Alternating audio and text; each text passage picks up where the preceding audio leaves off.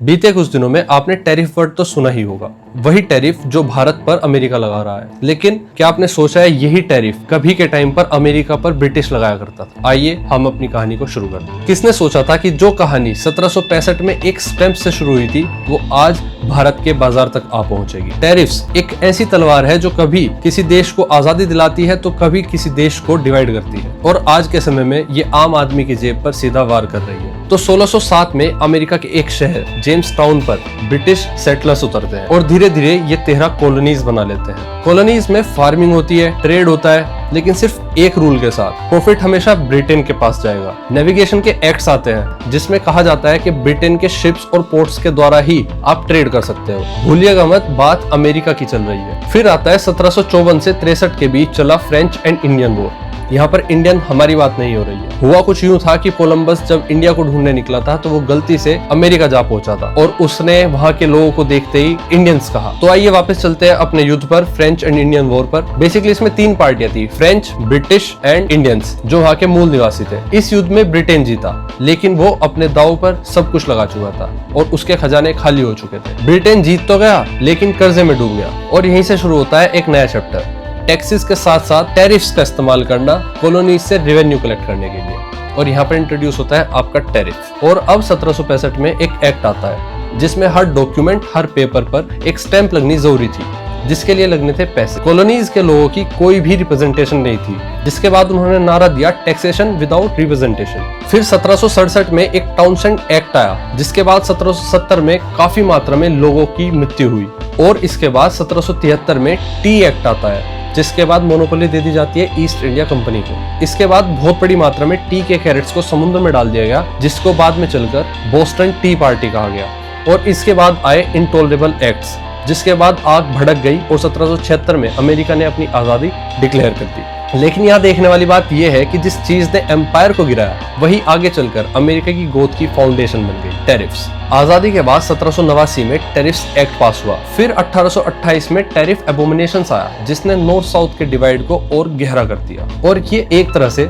Civil war की चिंगारी ही थी। अमेरिका के हर बड़े प्रेसिडेंट ने टैरिफ्स का इस्तेमाल अपने टाइम की जरूरत के हिसाब से किया था। 1860 में अब्राहम लिंकन ने टैरिफ से नॉर्दर्न इंडस्ट्रीज को बचाया था जब वो सिविल वॉर लड़ रहे थे। 1890 में विलियम मैकिनली ने टैरिफ्स इतने बढ़ा दिए कि शॉर्ट टर्म में इंडस्ट्रीज ग्रो तो हुई, लेकिन इन्फ्लेशन ने आम लोगों को मार दिया, और इसके चलते 1890 मिड टर्म में रिपब्लिकन्स ने अपनी 100 सीटें हारी। 1930 में हुवर ने स्मूथ हॉली टैरिफ एक्ट साइन किया और ड्यूटीज को रिकॉर्ड लेवल पर पहुंचा दिया। रिजल्ट के तौर पर ग्लोबल रिटेलिएशन हुआ और वर्ल्ड ट्रेड गिर गया और ग्रेट डिप्रेशन और गहरा हो गया। 1947 के बाद अमेरिका ये समझ गया कि एक्सट्रीम टैरिफ्स खुद के लिए नुकसान है, तभी बनाया गया गेट, जो बाद में चलकर WTO बना और फ्री ट्रेड एक नई आइडियोलॉजी बन गई। फिर आते हैं 2018 पर, जब ट्रंप ने टैरिफ्स को एज अ वेपन यूज करना शुरू कर दिया, पॉलिटिकल वेपन। चाइना के खिलाफ एल्यूमिनियम और स्टील्स पर हाई और एक्सट्रीम टैरिफ्स लगाकर, जिसका जवाब चाइना ने रिटेलिएट करते हुए टैरिफ्स लगा कर दिया, जिसके बाद सप्लाई चेन में डिसरप्शन आ गया और अमेरिका में चीजें महंगी हो गई। और अब 2025 में ये पुरानी कहानी एक नए स्टेज पर है,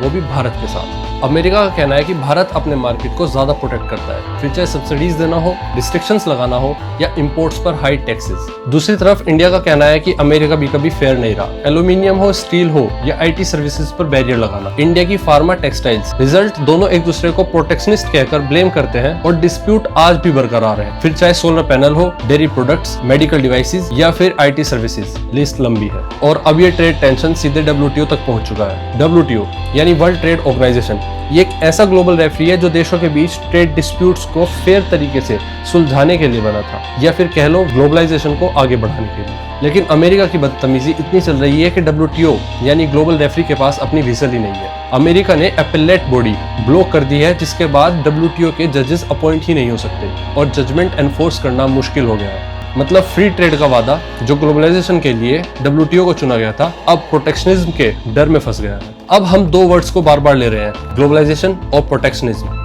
ग्लोबलाइजेशन को समझते हैं। ये बेसिकली एक ऐसा आइडिया है जिसमें सभी देश मिलकर एक साथ ट्रेड करते हैं और आगे बढ़ते हैं। ये एक तरह का खुला ट्रेड है जिसमें गुड्स, सर्विसेज और आइडियाज फ्रीली फ्लो करते हैं। इससे प्रोडक्ट्स भी सस्ते मिलते हैं और नई जॉब्स क्रिएट होती है और वहीं टेक्नोलॉजीज का फास्ट डेवलपमेंट होता है। दूसरी तरफ प्रोटेक्शनिज्म का मतलब है इंडस्ट्रीज और जॉब्स को बचाने के लिए इंपोर्ट्स पर रोक लगाना, जैसे हाई टैरिफ्स और टैक्सेस। इससे लोकल बिजनेसेस को सिक्योरिटी तो मिलती है, लेकिन आम आदमी जो कंज्यूमर है उसको माल महंगा मिलता है और ग्लोबल ग्रोथ के स्लो होने के चांसेस रहते हैं। आज की दुनिया में ये डिबेट और भी इंटेंस है। अमेरिका अब सिर्फ ट्रेड का सपोर्टर नहीं रहा, वो अपनी इकोनॉमी को बूस्ट करने या बचाने के लिए कोई भी कदम उठा सकता है, फिर चाहे वो आपके लिए कुछ भी हो।